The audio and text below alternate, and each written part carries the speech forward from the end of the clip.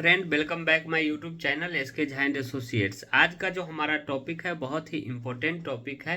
Recently अभी अभी Allahabad high court ने एक डिसीजन दिया है। डिसीजन में ये कहा है कि अगर पति का कमाई न हो किसी व्यवसाय से या कोई जॉब करने के बाद जॉब न करता हो, तब भी उसे पत्नी को गुजारा भत्ता देना होगा, या तो वो अकुशल मजदूर के जैसे शारीरिक श्रमिक करके जो मजदूर 300 से 400 रुपये प्रतिदिन कमाता है वैसे कमाओ, लेकिन पत्नी को गुजारा भत्ता दो। ये इलाहाबाद हाई कोर्ट ने फैसला सुनाया है महिलाओं के पक्ष में। तो आज मैं इसके बारे में आपको बताऊंगा। तो आप मेरे चैनल पे इस तरह के अपडेट पाने के लिए मेरे चैनल को लाइक करें, सब्सक्राइब करें, नोटिफिकेशन को ऑन करें, बेल आइकन को प्रेस करें, जिससे आपको नोटिफिकेशन मिलती रहे। अब आपको बताते हैं आगे। कमाई न होने के बावजूद भी पत्नी को देना होगा गुजारा भत्ता। ये इलाहाबाद हाई कोर्ट ने फैसला सुनाया है महिलाओं के पक्ष में। तो वो मैं आपको बताता हूं कि कैसे।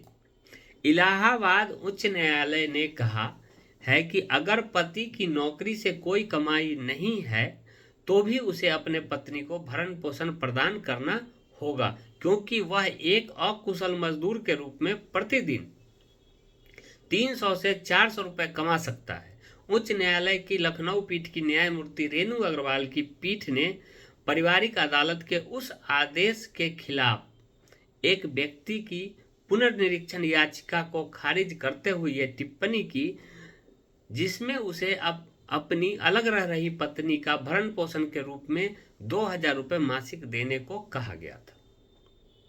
यानी कि उसके पति ने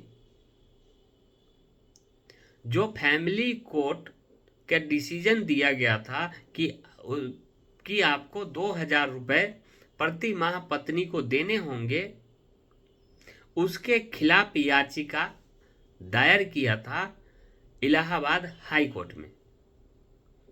इलाहाबाद हाई कोर्ट ने उसकी दलीलें को देखा और देखने के बाद ये फैसला सुनाया कि अगर आपकी कमाई नहीं भी होती है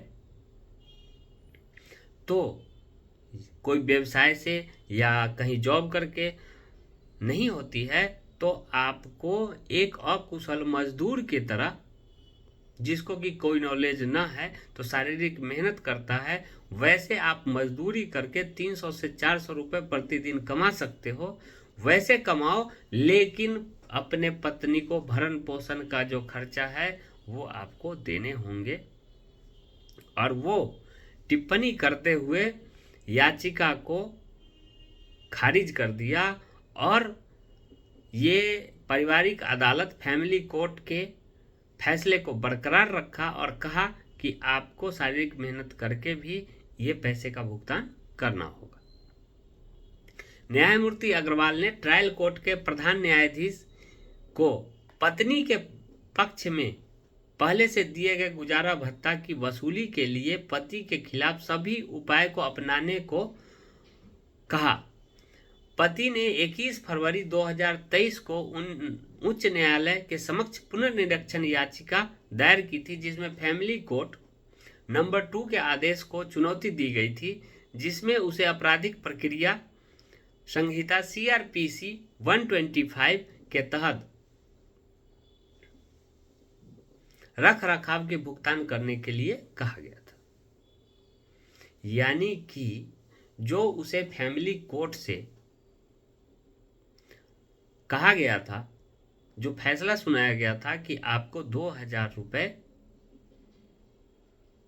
प्रति माह देने होंगे, तो उसके एगेंस्ट में इसने उसके पति ने, यानी कि उसके पति ने इलाहाबाद हाई कोर्ट में पुनर्निरीक्षण के लिए दावा किया था। उस दावे को इलाहाबाद हाई कोर्ट ने खारिज कर दिया और खारिज करने के बाद फैमिली कोर्ट के फैसले को बरकरार रखा और कहा कि वसूली के लिए जो भी उपाय अपनाने हो वो उपाय अपनाओ, लेकिन महिला को उसके मेंटेनेंस तथा सीआरपीसी की सेक्शन 125 के अकॉर्डिंग जो भरण पोषण का हक है वो उसे आप दिलाओ। इस मामले के विवरण के अनुसार जोड़े की शादी 2015 में हुई थी। पत्नी ने दहेज की मांग को लेकर पति और ससुराल वालों के खिलाफ एफआईआर दर्ज कराई थी 2016 में। अपने माता पिता के साथ रहने के लिए अपना घर छोड़ दिया। पति ने एचसी के समक्ष दलील दी कि प्रधान न्यायाधीश इस बात पर विचार करने में विफल रहे कि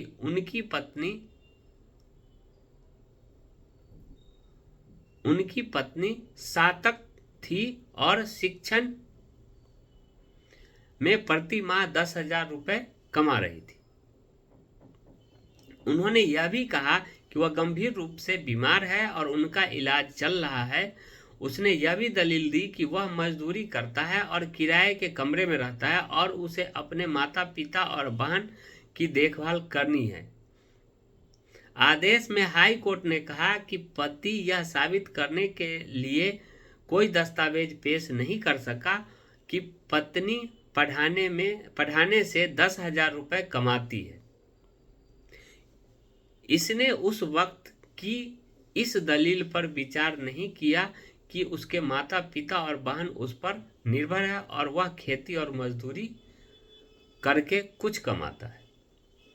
यानी कि पति ने कहा कि पत्नी हमारी 10,000 रुपये महीना कमाती है, लेकिन ये प्रूफ पति ने नहीं कर पाया। दूसरी बात ये कि उसके पति ने यह भी नहीं प्रूफ कर पाया कि उसके माता पिता और बहनें उस पर निर्भर है और वह खेती और मजदूरी करके कुछ कमाता है।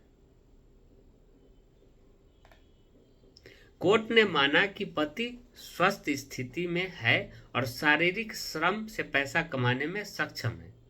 तर्क के लिए, यदि अदालत यह मानती है कि पति को अपने नौकरी से या मारुति वैन के किराए से कोई आय नहीं है, तब भी वह अपने पत्नी को भरण पोषण प्रदान करने के लिए बाध्य है, जैसा कि सुप्रीम कोर्ट ने कहा है 2022 में अंजू गर्ग के मामले में।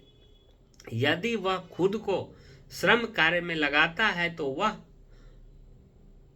अकुशल श्रमिक के रूप में न्यूनतम मजदूरी के रूप में प्रतिदिन लगभग 300 से 400 रुपये कमा सकता है।